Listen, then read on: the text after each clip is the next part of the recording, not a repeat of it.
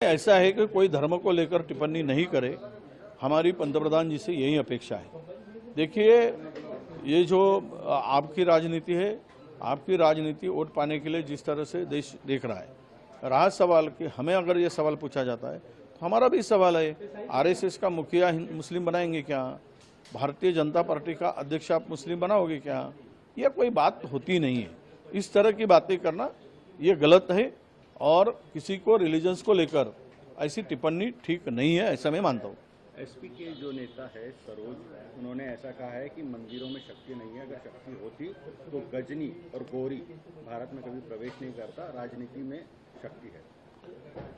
देखो, ये तो सच है कि भगवान को भी अगर राजनीति में लाया जाए, भगवान मंदिर में नहीं दिखेंगे। तो आजकल हिंदुस्तान में भगवान को ही राजनीति में घसीटा जा रहा है। भगवान का जगह मंदिर से ज़्यादा हृदय में होना चाहिए, अपने भावना में होना चाहिए, अपनी श्रद्धा में होनी चाहिए। वो श्रद्धा भी नष्ट हो चुकी है, श्रद्धा के साथ में खिलवाड़ हो चुका है, तो मंदिर में भगवान कहाँ ढूंढोगे?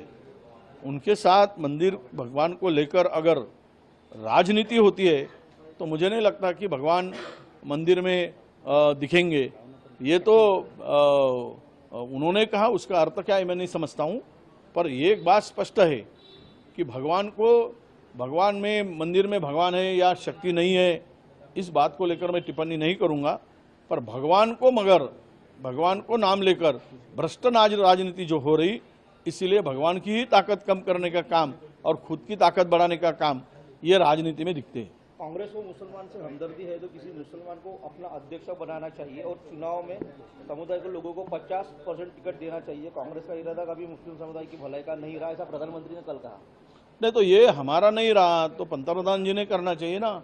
उनके तो मंत्रिमंडल में एक मुस्लिम भी नहीं रखा है, तो उनको बोलने का मुस्लिम को लेकर क्या अधिकार पहुंचता है? वो तो उनका संबंध ही नहीं आता। अगर उनको हमको हमदर्दी नहीं तो खुद हमदर्दी बताए और भाजपा का अध्यक्ष बनाए, आरएसएस का मुखिया बनाए। किसने रोका है? वो कर देना चाहिए। हम कौन रोकने वाले होते हैं? चैत्य भूमि पर वक्ताओं की सूची में सिंधी का नाम नहीं था, कहीं ना कहीं कुछ नाराजगी दिख रही है। चैत्य भूमि में कल वक्ताओं की सूची में, भाषण की लिस्ट में शिंदे जी का नाम नहीं था। नहीं, ऐसा होता है कभी कभी, मुझे पता नहीं है, वो मैं उस बारे में जानकारी लेकर बात करूंगा।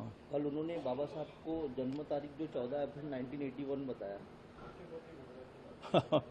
अब कौन क्या बताते, 91 का 81 करेंगे, ये सब